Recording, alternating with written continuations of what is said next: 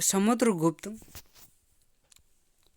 समुद्रगुप्त की विजयों का वर्णन करें। समुद्रगुप्त की विजयों का वर्णन करें। ये क्वेश्चन काफ़ी इंपॉर्टेंट है और कई बार एग्जाम में आ चुका है। ये क्वेश्चन भी जो है ना वो इम्पोर्टेंट है। जितना भी क्वेश्चन है सब इम्पोर्टेंट है, लेकिन ये भी क्वेश्चन उसमें से इम्पोर्टेंट में से है। समुद्रगुप्त गुप्त वंश का महान शासक एवं कुशल विजेता था।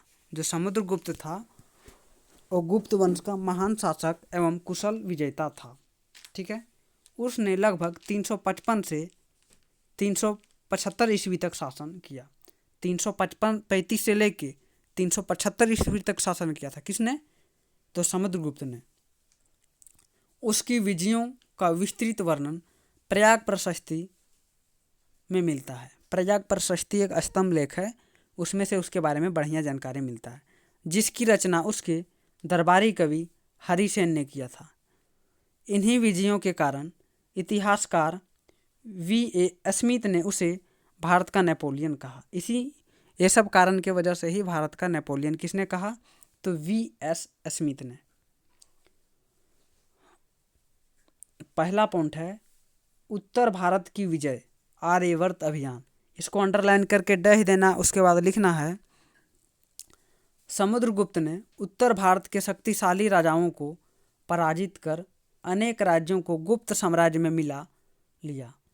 जो गुप्त साम्राज्य है ना उसमें मिला लिया था उत्तर भारत के कई राजाओं को। प्रयाग प्रशस्ति के अनुसार उसने लगभग 9 आर्यवर्ती राजाओं को पराजित किया। और प्रयाग प्रशस्ति अभिलेख के अनुसार अगर माने तो 9 आर्यवर्ती राजाओं को पराजित किया। यह उसकी साम्राज्य विस्तार को दर्शाता है। यह उसकी साम्राज्य विस्तार की नीति है ना उसको दर्शाता है। दूसरा पॉइंट है उत्तर भारत में 9 राजाओं को हरा दिया है। अब दक्षिण की बात करते हैं तो दक्षिण भारत की विजय, दक्षिणापर्थ अभियान, ये दूसरा पॉइंट है। अंडरलाइन करके डह देना है। उसके बाद लिखना है समुद्रगुप्त ने दक्षिण भारत के लगभग 12 राजाओं को हराया। दक्षिण भारत में जो है ना वो 12 राजा को हराया।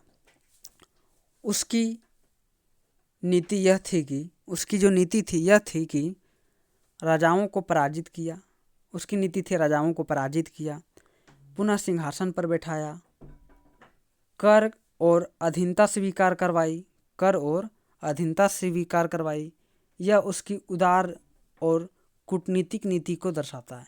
यह उसकी उदार और कूटनीतिक नीति को दर्शाता है। तीसरा पॉइंट है सीमांत राज्यों का नियंत्रण। सीमांत राज्यों की नियंत्रण, इसको आप अंडरलाइन करके डह देंगे। उसके बाद लिखना है समुद्रगुप्त ने सीमांत राज्यों जैसे नेपाल, असम का कामरूप, पंजाब के गणराज्य को अपनी अधीनता स्वीकार करने पर विवश किया। मतलब मजबूर कर दिया उसको अधीनता स्वीकार करने पर। ये राज्य उसे कर और उपहार देते थे। और ये जो राज्य है ना जैसे नेपाल, असम, पंजाब, ये सब उसको कर देते थे, उपहार देते थे।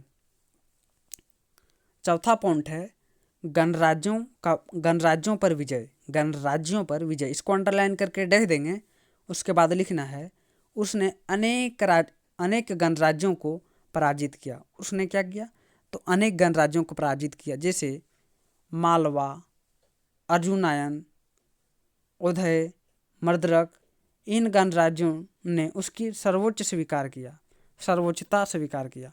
और इन्होंने क्या है तो उसकी अपने मन से स्वीकार कर लिया उसकी अधीनता को। पांचवा पॉइंट है विदेशी शक्तियों से संबंध। विदेशी शक्तियों से संबंध, तो पहला पॉइंट में लिखना है समुद्रगुप्त की शक्ति को विदेशी शासकों ने भी स्वीकार किया। विदेशी जो शासक थे उसने भी स्वीकार किया, जैसे कुषाण, शक, श्रीलंका के सिंहल वंश ने भी इसके बारे में इसका जो अधीनता वो स्वीकार किया था। श्रीलंका के राजा मेघवर्मन ने बोधगया में बौद्ध विहार निर्माण की अनुमति मांगी।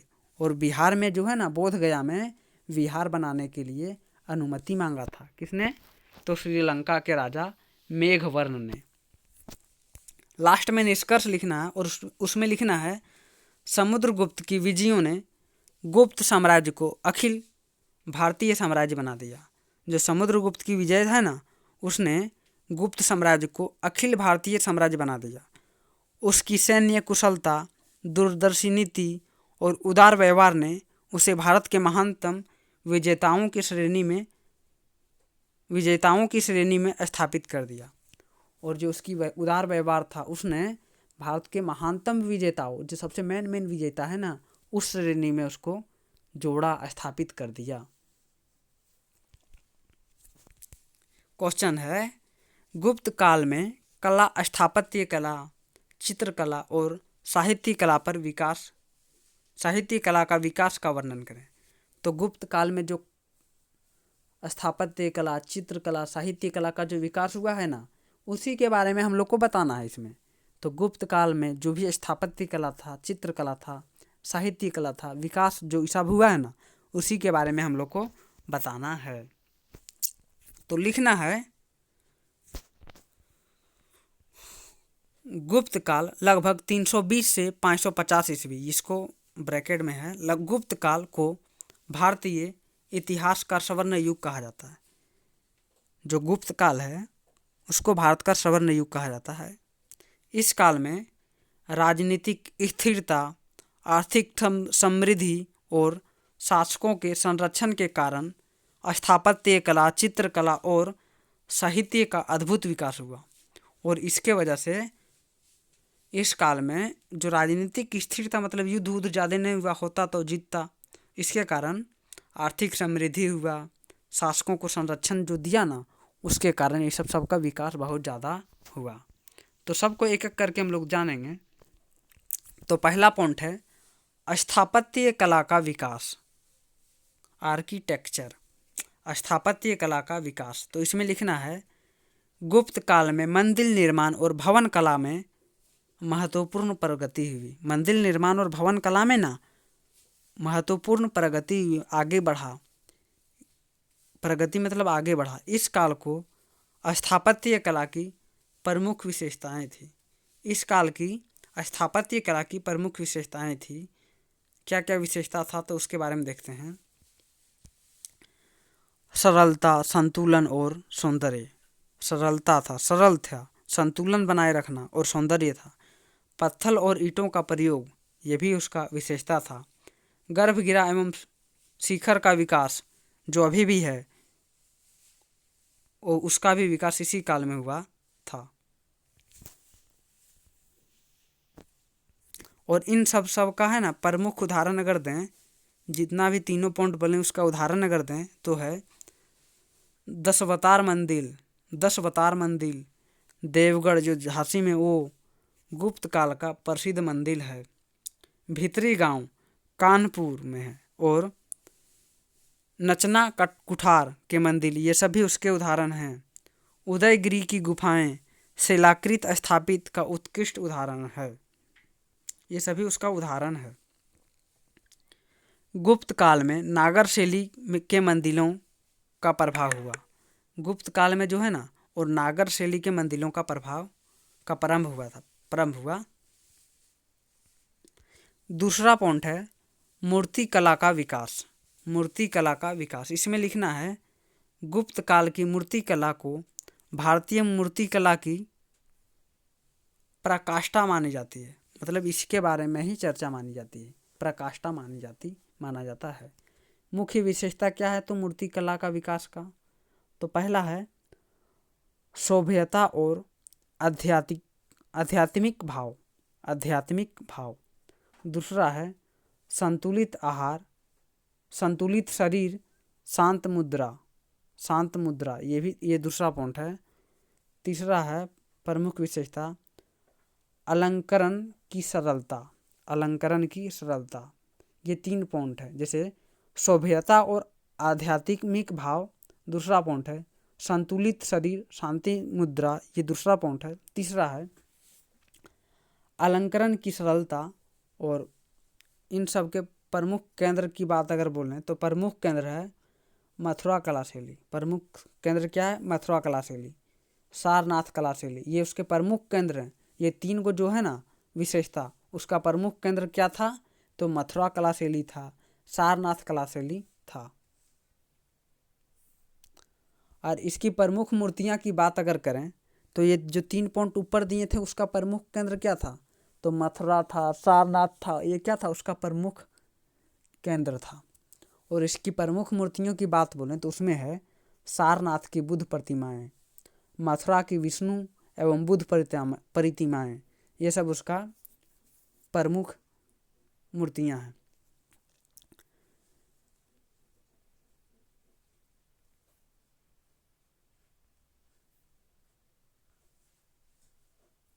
तीसरा पॉइंट है चित्रकला का विकास, पेंटिंग, चित्रकला का विकास। गुप्त काल में चित्रकला का विकास विशेष रूप से गुप्त चित्रों में दिखाई देता है। जो गुप्त काल में चित्रकला का जो विकास हुआ है ना, वो गुफा चित्रों में दिखाई देता है। किसमें देता है? गुफा चित्रों में दिखाई देता है। किसमें? गुफा चित्रों में दिखाई देता है। मुख्य विशेषता की अगर बात बोलें तो भावाभिव्यक्ति, ये प्रमुख विशेषता था। दूसरा प्राकृतिक रंगों का प्रयोग, ये दूसरा।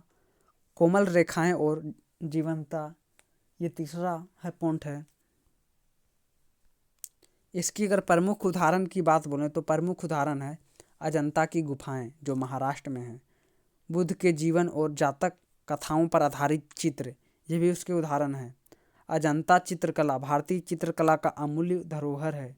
जो अजंता का जो चित्रकला है ना, वो भारतीय चित्रकला का अमूल्य धरोहर है।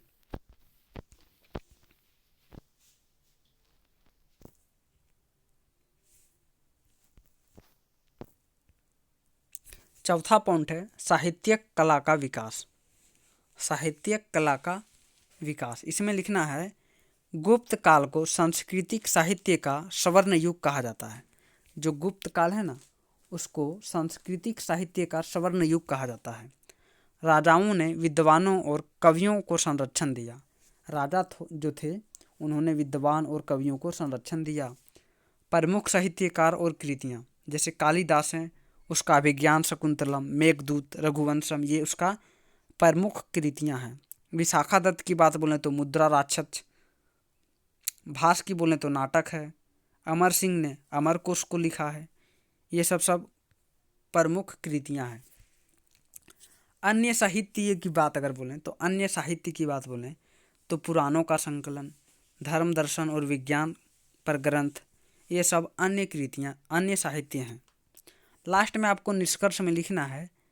निष्कर्ष लिखेंगे तो ज़्यादा नंबर मिलेगा, इसीलिए लिखिए गुप्त काल में कला के सभी रूप, स्थापत्य, मूर्तिकला, चित्रकला और साहित्य अपने उत्कर्ष पर पहुंच गया, मतलब सबसे ऊपर पहुंच गया। इसी कारण गुप्त काल को भारतीय इतिहास का स्वर्ण युग कहा जाता है। इसी कारण जो है ना, भारतीय इतिहास का स्वर्ण युग कहा जाता है। किसको? तो गुप्त काल को।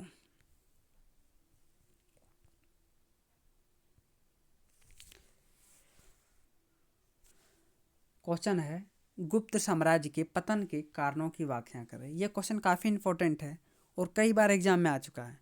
इस बार भी एग्जाम में आएगा ये क्वेश्चन, फिक्स है। हर बार ये क्वेश्चन देता है, हर बार जितना बार एग्जाम हुआ है ना, हर एग्जाम में ये क्वेश्चन आया है। गुप्त साम्राज्य के पतन के कारणों की व्याख्या करें। तो इसमें आपको लिखना है गुप्त साम्राज्य भारतीय इतिहास का एक महान साम्राज्य था जिसे स्वर्ण युग कहा जाता है। गुप्त साम्राज्य जो है ना, वो भारतीय इतिहास का एक महान साम्राज्य था, भारतीय इतिहास का, और स्वर्ण युग भी इसको कहा जाता है। किंतु 5वीं शताब्दी के उत्तरार्ध में यह शक्तिशाली साम्राज्य धीरे धीरे पतन की ओर बढ़ा। लेकिन 5वीं शताब्दी के ख़त्म होने के साथ साथ यह शक्तिशाली साम्राज्य धीरे धीरे पतन की ओर, मतलब ख़त्म होने की ओर बढ़ गया। इसके पतन के पीछे अनेक राजनीतिक, आर्थिक, सैन्य एवं प्रशासनिक कारण उत्तरदायी हैं। और इसके लिए बहुत सारे कारण जो है ना, वो उत्तरदायित्व है, जिसके बारे में अभी हम लोग जानेंगे। तो पहला पॉइंट है अयोग्य एवं दुर्बल उत्तराधिकारी। अयोग्य एवं दुर्बल उत्तराधिकारी, इसमें लिखना है चंद्रगुप्त द्वितीय के बाद गुप्त शासकों में वह योग्यता और नेतृत्व क्षमता नहीं रही जो साम्राज्य को एकजुट रख सके। तो चंद्रगुप्त द्वितीय के बाद समुद्रगुप्त थे, ये यहाँ गलत लिखा है, तो समुद्रगुप्त था, चंद्रगुप्त द्वितीय के बाद समुद्रगुप्त था ना, और समुद्रगुप्त के बाद कुमारगुप्त स्कंदगुप्त तक था। स्कंदगुप्त के बाद जो है ना, वो योग्यता वाला शासक नहीं था, समझे, और जो राज साम्राज्य को एकजुट नहीं रख पाया। कुमारगुप्त और स्कंदगुप्त के बाद शासक कमजोर सिद्ध हुए। कुमारगुप्त और स्कंदगुप्त के बाद जो शासक है ना, वो कमजोर सिद्ध हो गया, केंद्रीय सत्ता ढीली पड़ गई। जो हम बताएं ऊपर वही पॉइंट यहाँ नीचे लिखा हुआ है।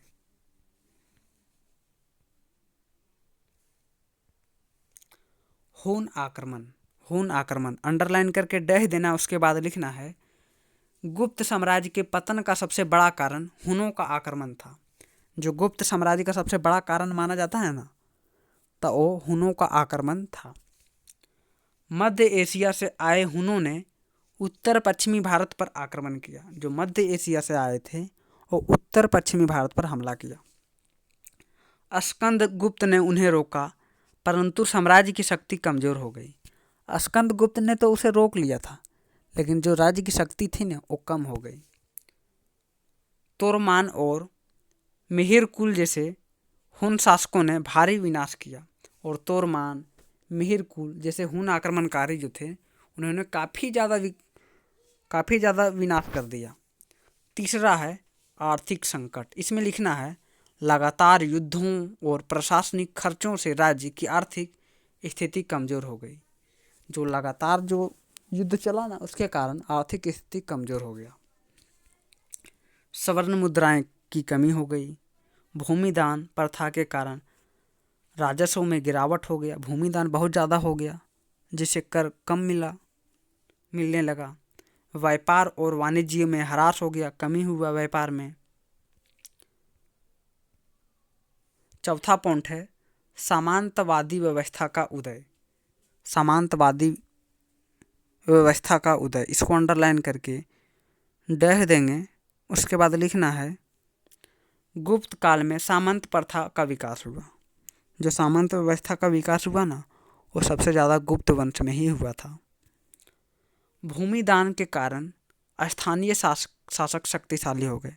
जो बहुत ज़्यादा भूमिदान देता था ना, उसके वजह से स्थानीय जो लोग थे ना, जिसको भूमि दिया जाता था, वो अमीर हो गया।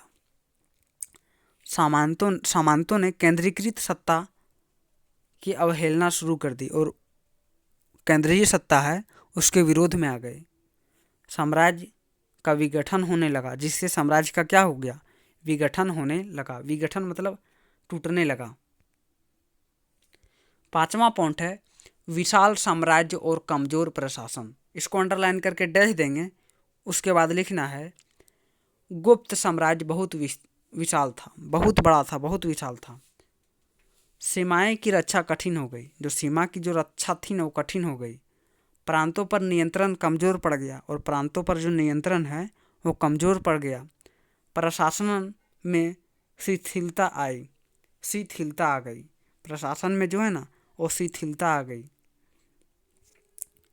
छठा पॉइंट है सैन्य दुर्बलता, सैन्य में संगठन की कमी। उसके बाद पहला पॉइंट में लिखना है विदेशी आक्रमणों का प्रभावी प्रतिरोध नहीं हो सका। जो विदेशी आक्रमण थे ना, उसको हम लोग जवाब नहीं दे सके। हम लोग नहीं, मतलब गुप्त काल वाला जो लोग था वो जवाब नहीं दे सका, प्रतिरोध नहीं कर सका। सीमावर्ती क्षेत्रों पर नियंत्रण समाप्त हो गया, और सीमावर्ती जो क्षेत्र है वहाँ पर नियंत्रण जो है ना, वो समाप्त हो गया।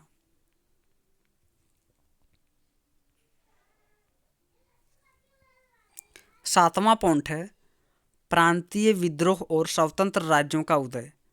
प्रांतीय विद्रोह और स्वतंत्र राज्यों का उदय। गुप्त साम्राज्य के पतन के साथ कई स्वतंत्र राज्य उभर आए। मालवा, बंगाल, कन्नौज, वाकाटक, मोखरी आदि, ये सब क्या हुआ, तो गुप्त साम्राज्य जब खत्म हो गया, पतन होने लगा, तब इस सब का उदय शुरू हुआ और उदय हुआ। लास्ट में आपको निष्कर्ष में लिखना है, इस प्रकार स्पष्ट है कि हुन आक्रमण, कमजोर शासक, आर्थिक संकट, सामंतवाद और प्रशासनिक शिथिलता गुप्त साम्राज्य के पतन के प्रमुख कारण थे। इन सभी कारणों के संयुक्त प्रभाव से यह साम्राज्य धीरे धीरे समाप्त हो गया। तो उम्मीद करते हैं कि ये क्वेश्चन आपको बढ़िया से समझ में आ गया होगा। अब हम लोग बढ़ते हैं अगले क्वेश्चन की ओर।